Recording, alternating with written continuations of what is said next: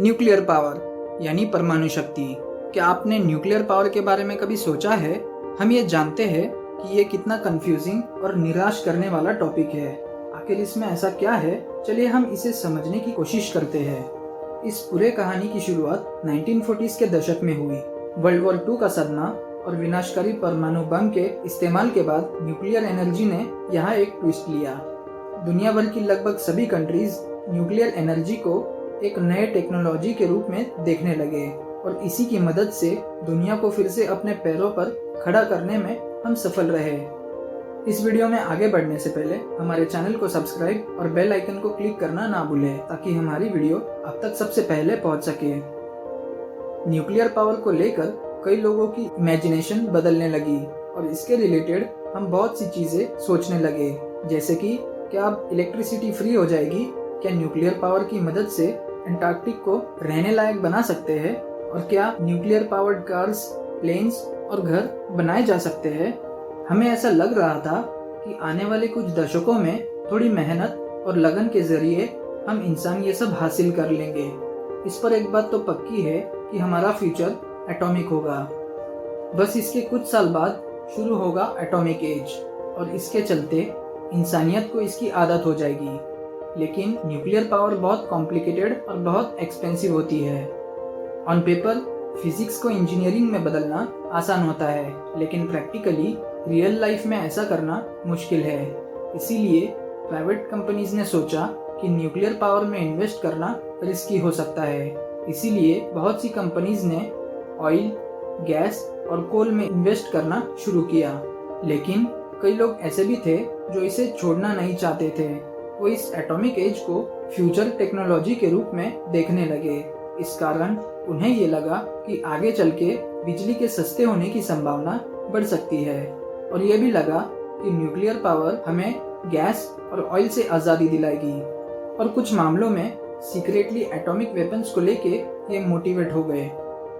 Nuclear power का सबसे अच्छा टाइम 1970s के दशक की शुरुआती समय में था, जब मिडिल ईस्ट के वॉर के दौरान दुनिया भर में कच्चे तेल की कीमत आसमान छू रही थी, जिसके बाद कमर्शियल इंटरेस्ट और इन्वेस्टमेंट में बहुत तेजी से ग्रोथ हुई।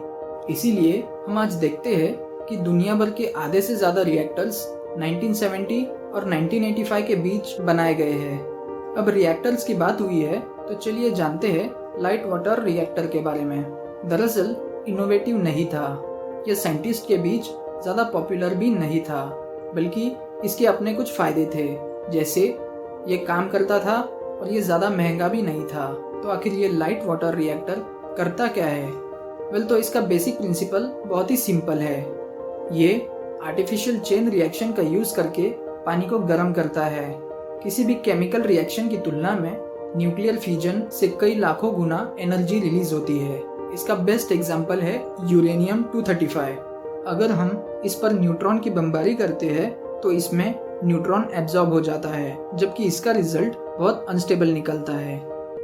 ज़्यादातर ये लाइटर एलिमेंट्स में तुरंत स्प्लिट हो जाते हैं और बहुत तेज़ी से मूव करने लगते हैं। उसके बाद फिर से न्यूट्रॉन का यूरेनियम पर कोलिजन होता है और बहुत सी रेडिएशन एनर्जी की फॉर्म में रिलीज होती है। इस रेडिएशन से इतनी हीट पैदा होती है जो उस सराउंडिंग में मौजूद पानी को गर्म कर देती है, जबकि न्यूट्रॉन दूसरे एटम्स के साथ सेम प्रोसेस को रिपीट करते हैं, जो रिलीज करते हैं बहुत से न्यूट्रॉन्स और रेडिएशंस। इस तरह ये एक चेन रिएक्शन बन जाती है। लाइट वाटर रिएक्टर में एनर्जी को कंट्रोल करने के लिए एक मॉडरेटर की ज़रूरत होती है। इसके अंदर बाकी काम होता है पानी का, जो टरबाइन्स को चलाने में मदद करता है। इतना सिंपल मॉडल होने की वजह से लाइट वाटर रिएक्टर सस्ता और बहुत पॉपुलर हो गया। हालांकि ये ना तो सबसे सुरक्षित है, सबसे एफिशिएंट है और ना ही टेक्निकली सबसे बेस्ट न्यूक्लियर रिएक्टर है, फिर भी न्यूक्लियर प्लांट की हाइप सिर्फ एक दशक तक ही चल सकी। 1979 में पेंसिल्वेनिया में 3 माइल आइलैंड का न्यूक्लियर प्लांट अपने कोर के पिघलने के बावजूद मुश्किल से ही बच पाया था। इसके बाद 1986 में चेरनोबिल हादसे के बाद पूरा सेंट्रल यूरोप रेडियो एक्टिव बादलों से भर गया था। फिर 2011 में फुकुशिमा डिजास्टर ने एक बड़ी चिंता को जन्म दिया, जबकि 1980 के दशक में 218 नए न्यूक्लियर पावर रिएक्टर्स एक्टिव हो गए थे, जिस कारण 1980s के एंड में बिजली के उत्पादन का ग्लोबल शेयर स्थिर हो गया था। तो अब आज की स्थिति क्या है? तो आज न्यूक्लियर एनर्जी पूरे वर्ल्ड के लगभग 10% एनर्जी को प्रोड्यूस करती है और यहाँ 31 कंट्रीज में लगभग 439 न्यूक्लियर रिएक्टर्स मौजूद है, जबकि 2015 तक 70 नए रिएक्टर्स बनवाए गए। इन रिएक्टर्स की संख्या उन कंट्रीज में सबसे ज़्यादा है जो तेज़ी से डेवलप हो रही है। इसके अलावा दुनिया भर में 116 नए रिएक्टर्स को बनाने का प्लान किया गया है। इनमें से बहुत से रिएक्टर्स 25 साल पहले पुरानी ओल्ड टेक्नोलॉजी की मदद से बनाए गए थे, जिनमें से 80% रिएक्टर्स का टाइप लाइट वाटर रिएक्टर की तरह है। आज बहुत सी कंट्रीज के सामने इसको लेकर एक चॉइस आती है, या तो इन पुराने रिएक्टर्स का रिप्लेसमेंट करके इन्हें एफिशिएंट बना सकते हैं, जिसमें ये पूरी प्रोसेस बहुत एक्सपेंसिव हो जाएगी, और या तो न्यूक्लियर पावर के अलावा हमें दूसरी नई टेक्नोलॉजी को अपनाना होगा। तो क्या हमें न्यूक्लियर एनर्जी का यूज़ करना चाहिए?